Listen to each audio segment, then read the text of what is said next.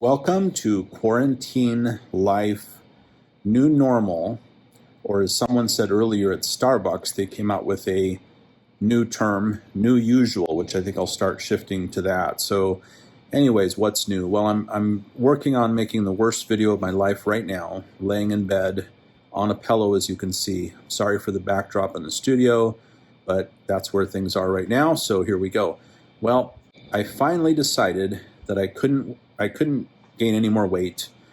I couldn't go any longer without eating healthy and exercising. So I decided to go back to the gym. And I actually decided to go back to the gym about 20 times, but this time I actually did it. And that was actually not today, but yesterday. And to my surprise, when going in the gym, well, you have to wear a face mask, and you have to keep that face mask on. And I was wearing the fabric style, not the fabric style, but kind of the paper style, traditional kind of hospital looking face mask, the 3-ply. And wow, okay, so when it starts off, it's okay. It's kind of fun, kind of challenging, a little harder to breathe. I kind of saw it as a unique, interesting challenge. But as it progresses and you're covered in sweat and the mask becomes completely wet, it turns into, somehow the paper transforms into a plastic bag that covers your face. And so as you're breathing, it actually is a seal that prevents air from going into your mouth and nose. So that was interesting. So I did that for about an hour, and I did high intensity interval training. And I thought I wasn't going to survive, but I did. But at this point, I'm moving pretty darn slow. I'll be back again tomorrow. It sure did feel great to work out, though. I mean, afterwards, the feeling after how long has this pandemic been going on? Like 6 months. So after 6 months of zero exercise and zero diet consciousness and eating the worst you could imagine always without exception, wow, what a relief to actually burn some calories traditionally the old-fashioned way. I'm sorry, I'm being surrounded by cats, and various animals may pop into this video at any moment. I can't guarantee what may happen. So anyways, it felt great. Other than that, wow, so trying to diet, trying to move from fast food to cereal and kind of healthy energy bars, and staying away from grease and fried foods and all that is certainly not easy, but I'm definitely working on it. So yeah, so as far as the new normal and the new usual in quarantine life, what else has changed?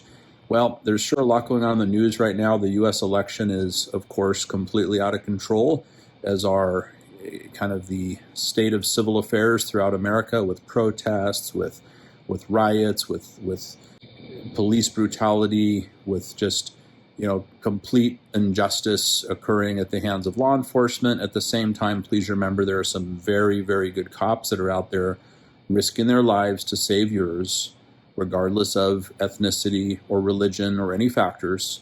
And I know many of them that are disgusted by the atrocities that we've seen and that are out there trying to protect you, and they would give their life to save yours. But there are some bad cops out there too, and we're seeing them more and more. And there is no question that there are serious problems that are occurring right now, as we see on videos. And just imagine what happens when there is no video camera. So, we're very fortunate that these incidents have been caught on camera, and I'm sure there are many, tragically, that are not. And the injustices that occur are probably never discovered, which is really quite tragic indeed. So above and beyond that, I'm running out of hobbies. I'm really ready for this vaccine. So at this point, I guess the best news I've heard in a while is the Sputnik vaccine out of Russia. And I'm not sure if that's great news, because there are no clinical trials. And for all we know, well, there's been a lot in the news lately about Russia and things that are induced into people on airplanes and in other places that lead to hospitalization. So any needle that goes into our arms that comes from Russia that hasn't been tested, well, you got to be a little bit careful, I suppose. There was quite a bit of excitement at first. The markets even reacted a bit to that, and that seems to kind of be old news that's fizzled out. But hopefully we get some clinical trials that are verified independently by third parties, by the World Health Organization, for example. And there's some progress with vaccines globally, including the Sputnik vaccine from Russia, but also hopefully from the UK and America and many other countries around the world. I'm still just blown away by how serious a problem certain countries such as America have with the COVID-19 virus versus other countries that really have such a small problem with it, comparatively speaking, in terms of what really matters, which is fatalities. Singapore is still hovering around, last I looked, I haven't looked in a few weeks, but they were at 27 fatalities and over 40,000 cases. The ratio is like 0.1% fatality rate, whereas in America it's hovering around 5% fatality rate, which means that it's the COVID-19 virus is 50 times more deadly in America than it is in Singapore. And there are some other countries that I'm not sure if anyone's done better than Singapore, but there are some others that have done pretty darn well. And it's just amazing how that is. Now in Singapore, it's not that everyone's being so incredibly careful and hiding out in their houses. There's a bit of being safe and staying in their homes. It's not really that. It's just the healthcare, the planning, the actions by the government have been so well coordinated, well orchestrated, well managed that they've effectively handled it while letting people continue with a sense of normalcy. Even though a lot of people transition to work from home, people are still able to go shopping, do things, work. The economy didn't completely close. I mean, there certainly were a lot of closures occurring in Singapore, but overall, the incredibly amazing, favorable survivability in Singapore versus much of the rest of the world is just astonishing.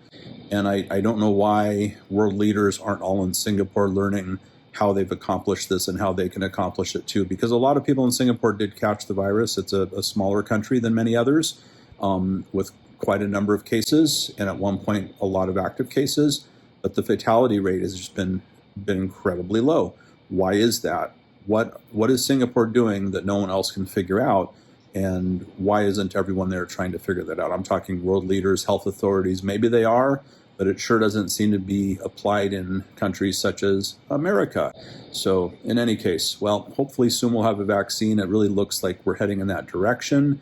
The next challenge will be, how do you administer millions and millions and hundreds of millions of vaccines to the mass population? It seems like you have to recruit a mass number of vaccinators, which probably aren't nurses and doctors because there aren't enough. So that will probably be a new demand that needs to be filled very quickly, and that should probably be worked on right now without delay. So I'm sure hoping that we have thousands and thousands of new vaccinators per city, because to get an appointment at your doctor or at a hospital or at a lab to get that vaccine once it's available, I'm sure the lines would be stretching far longer than you would ever want to endure. So thank you for joining me in this discussion. That's it for today, and let's talk again soon. Please take a moment to click subscribe, the bell, and all for notifications. Click like. I am aware that the backdrop isn't quite as fascinating as it could be, but at this point I'm kind of laid up in a state of quarantine, so such is life. Talk to you soon. Take care.